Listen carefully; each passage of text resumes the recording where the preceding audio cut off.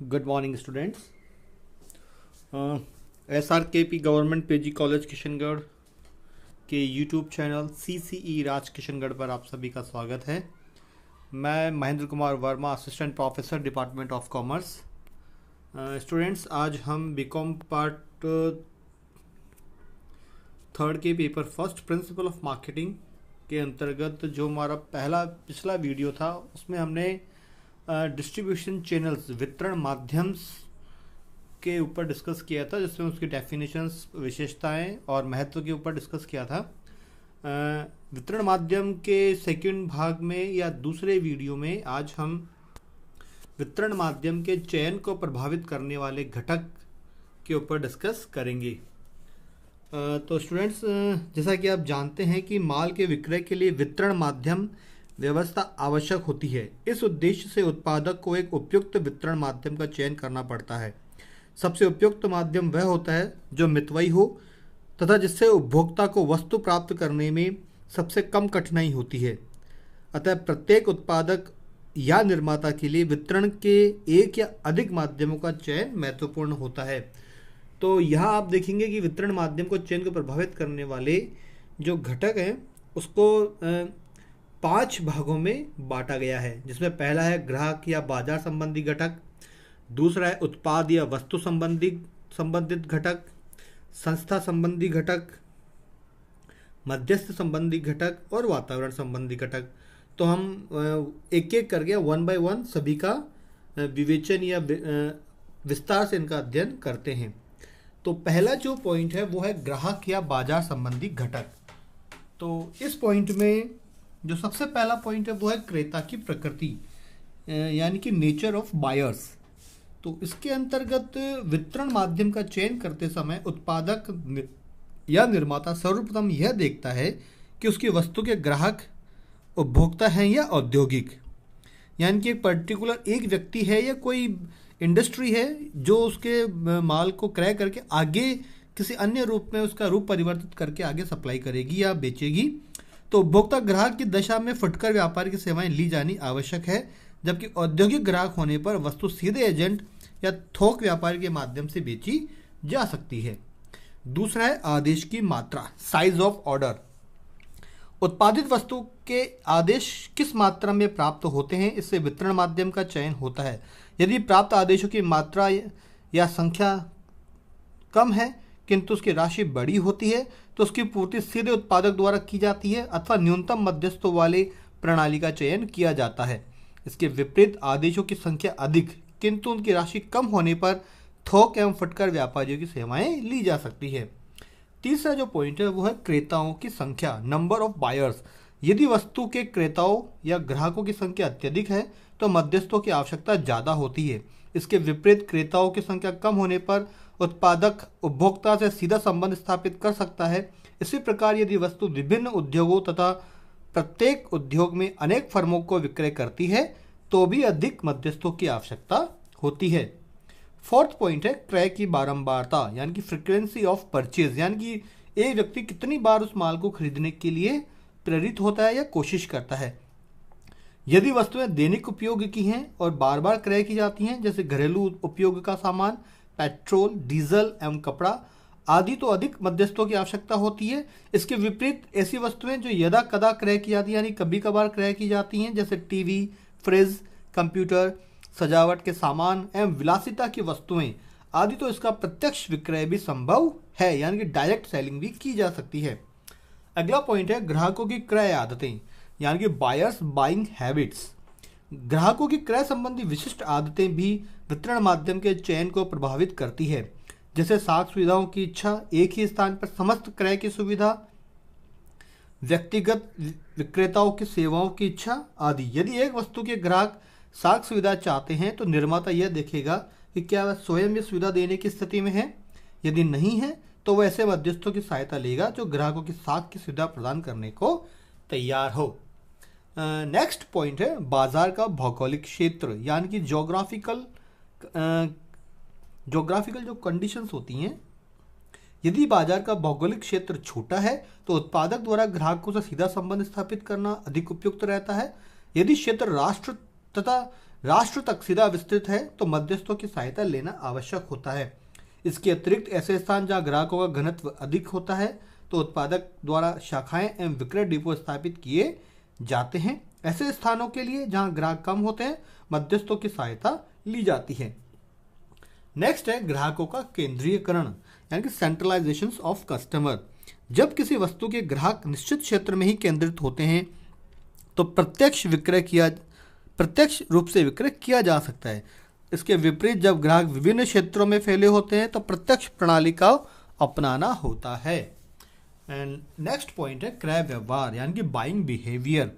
वितरण माध्यम का चयन ग्राहकों की रुचियों, क्रय आदतें एवं क्रय व्यवहार भी प्रभावित करता है। यदि ग्राहक थोड़ी मात्रा में माल खरीदते हैं, साख सुविधा चाहते हैं एवं विक्रय पश्चात सेवा चाहते हैं तो अप्रत्यक्ष वितरण प्रणाली उपयुक्त रहती है, अन्यथा प्रत्यक्ष प्रणाली ही ठीक रहती है। स्टूडेंट्स नेक्स्ट पॉइंट है उत्पाद या वस्तु संबंधित घटक। और इसके अंदर जो पहला पॉइंट है वो है वस्तु की प्रकृति, नेचर ऑफ कमोडिटी। वस्तुओं की प्रकृति नाशवान, टिकाऊ एवं तकनीकी आदि होती है। ये भी वितरण माध्यमों के चयन को प्रभावित करती है। जिन वस्तुओं की प्रकृति नाशवान होती है उनके लिए मध्यस्थों की संख्या अधिक रखी जाती है, जबकि अधिक समय तक टिकने वाली वस्तुओं के विक्रय हेतु कम मध्यस्थों की सेवाएं ली जाती है। इसी प्रकार वस्तुएं जितनी अधिक तकनीकी होती हैं उतनी ही मध्यस्थों की संख्या कम होती है। सेकंड पॉइंट है प्रतिस्पर्धी वस्तुओं की वितरण प्रणाली। एक उत्पादक को अपनी वस्तुओं के वितरण माध्यम का चयन या निर्धारण करते समय इस बात का ध्यान रखना चाहिए कि प्रतिस्पर्धी उत्पादकों द्वारा उसी प्रकार की वस्तु का वितरण किस प्रकार किया जा रहा है और यह वितरण का माध्यम कितना सफल रहता है, और उसी को देखते हुए वह अपने लिए वितरण प्रणाली का चुनाव कर सकता है। अगला है वस्तु का आकार एवं भार। यदि वस्तु का आकार बड़ा तथा भार अधिक होता है तो उसके बार बार हस्तांतरण से बचने के लिए उत्पादक प्रत्यक्ष उपभोक्ता से संबंध स्थापित करता है। इसका कारण यह है कि भार वाली वस्तुओं का भाड़ा कुल लागत में विशेष महत्व रखता है, जैसे कोयला, पत्थर, लोहा एवं बजरी। इसके विपरीत छोटे आकार वाली हल्की वस्तुओं का वितरण मध्यस्थों के माध्यम से किया जा सकता है। अगला है निर्मित वस्तुओं की संख्या, नंबर ऑफ प्रोडक्ट मैन्युफैक्चर्ड। जब निर्माता एक या दो वस्तुओं का निर्माण करता है तो वह स्वयं अपनी वितरण व्यवस्था संगठित कर सकता है। इसके विपरीत अनेक प्रकार की वस्तुओं का निर्माण किया जाता है तो वितरण कार्य में मध्यस्थों की सेवाएं ली जाती है। अगला पॉइंट है वस्तु का मूल्य। क्रय मूल्य वाली वस्तुएं एवं बार बार खरीदी जाने वाली वस्तुओं के लिए अधिक मध्यस्थों की सेवाएं ली जाती है। इसके विपरीत अधिक मूल्य वाली वस्तुओं का विक्रेता सीधे अथवा अपने एजेंट के माध्यम से बेच सकता है, जिससे motor car, fridge, washing machine एवं मोटरसाइकिल। अगला पॉइंट है उत्पाद की तकनीकी प्रकृति यानी कि technical nature of a product. यदि उत्पाद तकनीकी प्रकृति का है और विक्रय से पहले एवं बाद में ग्राहकों को कुछ सेवाएं देनी आवश्यक है तो उत्पाद का वितरण प्रत्यक्ष रूप से किया जाता है। इसके लिए निर्माता कुछ विक्रेताओं की नियुक्ति कर लेते हैं जो ग्राहकों को उत्पाद की तकनीकी बातों को समझाते हैं, विक्रय पश्चात सेवा देते हैं। नेक्स्ट पॉइंट है वस्तुओं की स्टाइल एवं फैशन। वितरण माध्यम के चयन को वस्तुओं के स्टाइल एवं फैशन भी प्रभावित करती है। यदि वस्तुओं का फैशन जल्दी जल्दी बदलता है, उनका विक्रय सीधे निर्माता या उसके एजेंट द्वारा किया जाए, परिणामतः ग्राहकों से प्रत्यक्ष संबंध स्थापित हो सकें और परिवर्तन का आभास होते ही वस्तु के आकार प्रकार में वांछित सुधार किया जा सके, जैसे रेडीमेड वस्त्र, साड़ियाँ, मोबाइल एवं कंप्यूटर। अगला पॉइंट है प्रमापीकरण। अप्रमापित वस्तुएं छोटे माध्यमों से वितरित की जाती हैं क्योंकि इसमें उत्पादक एवं उपभोक्ता को प्रत्यक्ष संपर्क रहता है। इसके विपरीत अप्रमाणित वस्तुएं जैसे मशीनें, यंत्र एवं औजार आदि का विक्रय थोक व्यापारियों के माध्यम से ही किया जाता है। अगला है उत्पाद नियोजन, प्रोडक्ट प्लानिंग। वितरण माध्यम उत्पाद नियोजन के आधार पर भी निर्धारित किया जाता है। उत्पाद के पैकिंग, उत्पाद सरलीकरण, उत्पाद विविधीकरण, उत्पाद विलोपन, उत्पाद जीवन चक्र अवस्था तथा नियोजित अप्रचलन भी वितरण माध्यम को निश्चित रूप से प्रभावित करती है। अगला है विक्रय पश्चात सेवा यानी कि आफ्टर सेल सर्विस। ऐसी वस्तुएं जिनकी बिक्री के पश्चात नियमित सेवा, देखभाल, तकनीकी खराबी एवं मरम्मत आवश्यक होती है, प्रत्यक्ष वितरण उपयोगी होता है, जैसे कंप्यूटर, मोटर कार एवं बिजली के सामान। नेक्स्ट जो पॉइंट है थर्ड नंबर का, वो है संस्था संबंधी घटक। और इसका जो पहला पॉइंट है वो है वित्तीय साधन यानी कि फाइनेंशियल रिसोर्सेज। निर्माणी संस्था के वित्तीय साधन कम होने पर मध्यस्थों की सेवा का लाभ उठाया जाता है, अन्यथा संस्था अपनी ही प्रत्यक्ष वितरण प्रणाली को विकसित करती है। दूसरा पॉइंट है सुविधाएं। वितरण माध्यम चयन को निर्माणी संस्था द्वारा दी जाने वाली सुविधाएं भी प्रभावित करती हैं। इसलिए यह देखना होता है कि संस्थाओं को कितनी व्यापारिक सुविधाएं किस सीमा तक प्रदान कर सकती हैं। यदि वह ऐसी सुविधाएं कम मात्रा में उपलब्ध करा सकती हैं तो आर्थिक दृष्टि से संपन्न मध्यस्थों की सेवाएं ली जा सकती है। अगला है संस्था की ख्याति यानी कि गुडविल ऑफ इंस्टीट्यूशन। जिस संस्था की ख्याति अच्छी होती है उनकी वस्तुएं अपने आप लोकप्रिय हो जाती हैं। ऐसी दशा में निर्माता अपनी इच्छा अनुसार वितरण माध्यम का चयन कर सकता है। इसके विपरीत कम ख्याति वाली संस्थाओं को अधिक काम करना पड़ता है। अगला जो पॉइंट है वो है एकाधिकारी इच्छा यानी कि मोनोपोलिस्टिक डिजायर। जब संस्था के स्वामी वितरण व्यवस्था पर स्वयं अपना एकाधिकार एवं नियंत्रण चाहते हैं तो वे प्रत्यक्ष वितरण व्यवस्था को अपनाते हैं। इसके विपरीत मध्यस्थों का सहारा लिया जाता है। अगला है उद्योग की परंपरा। यदि अन्य निर्माता स्वयं के एजेंट नियुक्त करते हैं अथवा एकाकी व्यापारी को माल बेचते हैं तो उन्हें भी उनका अनुसरण करना पड़ेगा। अगला है अनुभवी एवं योग्य प्रबंधन। जिस संस्था का प्रबंध योग्य एवं अनुभवी व्यक्तियों द्वारा होता है वे स्वयं वितरण व्यवस्था संगठित कर उपभोक्ता तक माल पहुंचा सकते हैं। इसके विपरीत जिन प्रबंधकों के पास बाजार संबंधी ज्ञान कम होता है तथा अनुभव सीमित होता है उन्हें अधिक संख्या में मध्यस्थों की आवश्यकता या सहायता लेनी होती है या उन्हें आवश्यकता होती है। नेक्स्ट पॉइंट है माध्यमों पर नियंत्रण की इच्छा। यदि एक निर्माता माध्यमों पर नियंत्रण रखना चाहता है तो यथाशक्ति माध्यम को छोटा रख सकता है, चाहे लागत अधिक ही क्यों ना हो। लेकिन निर्माता ऐसा तभी करता है जबकि वह सोचता है कि माध्यम पर नियंत्रण रख कर उत्पाद को आक्रामक संवर्धन प्रदान किया जा सकता है अथवा फुटकर मूल्यों पर अधिक अच्छा नियंत्रण रखा जा सकता है। नेक्स्ट पॉइंट है उत्पादन पैमाना यानी स्केल ऑफ प्रोडक्शन। बड़े बड़े उत्पादक जो एक ही प्रकार की विभिन्न भिन्न वस्तुओं का उत्पादन बड़ी मात्रा में करते हैं वे विक्रेताओं की एक बड़ी टोली भी नियुक्त कर सकते हैं। लेकिन कम मात्रा में उत्पादन करने वाले निर्माता अपनी वस्तु को थोक एवं फुटकर व्यापारियों के माध्यम से ही बेचते हैं। फोर्थ जो पॉइंट है वह मध्यस्थ संबंधी घटक यानी कि factor relating to middle man. इसमें पहला पॉइंट है वितरण लागत यानी कि डिस्ट्रीब्यूशन कॉस्ट। वितरण लागत में वृद्धि मूल्य का कारण बनती है, अतः वितरण लागत पर नियंत्रण रखना आवश्यक है। मध्यस्थों को नियुक्त करने के पूर्व वितरण लागत में होने वाली वृद्धि का समुचित मूल्यांकन कर लिया जाना चाहिए। अगला है उपलब्धता। एक निर्माता को जिस प्रकार के मध्यस्थों की आवश्यकता होती है उसे उसी प्रकार के मध्यस्थ मिलने चाहिए।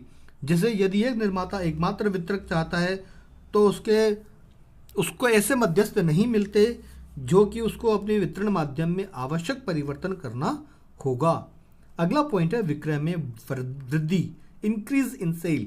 वितरण माध्यम का चयन करते समय संभावित बिक्री की वृद्धि का प्रतिशत क्या रहेगा यह भी ध्यान रखना चाहिए।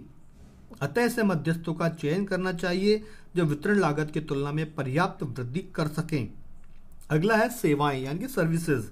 एक उत्पादक निर्माता को चाहिए कि वह ऐसे मध्यस्थ का चयन करे जो अधिक सेवाएं दे सके। यदि किसी नई वस्तु का निर्माण किया जा रहा है तो उसके लिए विज्ञापन एवं विक्रय संवर्धन को अपनाने के लिए किसी प्रतिनिधि का चयन करना चाहिए, न कि मध्यस्थ का। फिफ्थ पॉइंट है नीतियों का अनुसरण। नीति अनुसरण भी वितरण माध्यम को प्रभावित करता है। उदाहरण के तौर पर कभी कभी मध्यस्थ किसी वस्तु को बेचना चाहता है लेकिन उसकी यह शर्त होती है कि वस्तु को निर्माता द्वारा निर्धारित मूल्य से अधिक मूल्य पर बेचने की अनुमति दे दी जाए। यदि निर्माता निर्धारित मूल्य पर बेचने को अपनी ख्याति बनाना चाहता है तो उसके लिए ऐसे मध्यस्थ मान्य नहीं होंगे। यानी कि जो भी कंपनी जो नीतियां तय करती है अपने मध्यस्थों को चयन करने के लिए वो अपनी नीतियों का अनुसरण कर सकती है, वह उसके लिए स्वतंत्र होती है। तो उसके जो भी लाभ हानि के जो भी उसके परिणाम हैं वो उसको खुद को ही फेस करने होते हैं। फिफ्थ जो पॉइंट है वो है वातावरण संबंधी घटक, यानी कि एक फर्म के आसपास का वातावरण कैसा है, उसके घटक कौन कौन से हैं। इसमें पहला पॉइंट है सरकारी नीतियां एवं नियमन। कुछ वस्तुओं के लिए वितरण माध्यम के चयन में सरकारी नीतियां एवं नियम महत्वपूर्ण होते हैं, जैसे किसी वस्तु में थोक व्यापार समाप्त करना या राष्ट्रीयकरण करना, सरकार द्वारा वितरण मूल्य निर्धारित करना, वितरण पूर्व सरकारी निरीक्षण, विशिष्ट कर तथा बाजारों पर नियंत्रण आदि। ये जो भी सरकारी नीतियां एवं नियमन है ये भी इस चयन के माध्यम को प्रभावित करती हैं। अगला पॉइंट है आर्थिक दशाएं। देश की आर्थिक दशाएं भी वितरण माध्यम के चयन को प्रभावित करती है। यदि देश में मंदी चल रही है तो प्रत्यक्ष वितरण प्रणाली उपयुक्त होती है, जबकि तेजी की दशा में मध्यस्थों का चुनाव करना लाभप्रद रहता है। इसका कारण यह है कि उपभोक्ता के पास पर्याप्त क्रय शक्ति होती है और वह वस्तु की मांग बनी रहती है। तो स्टूडेंट्स, आज के इस वीडियो में इतना ही। धन्यवाद।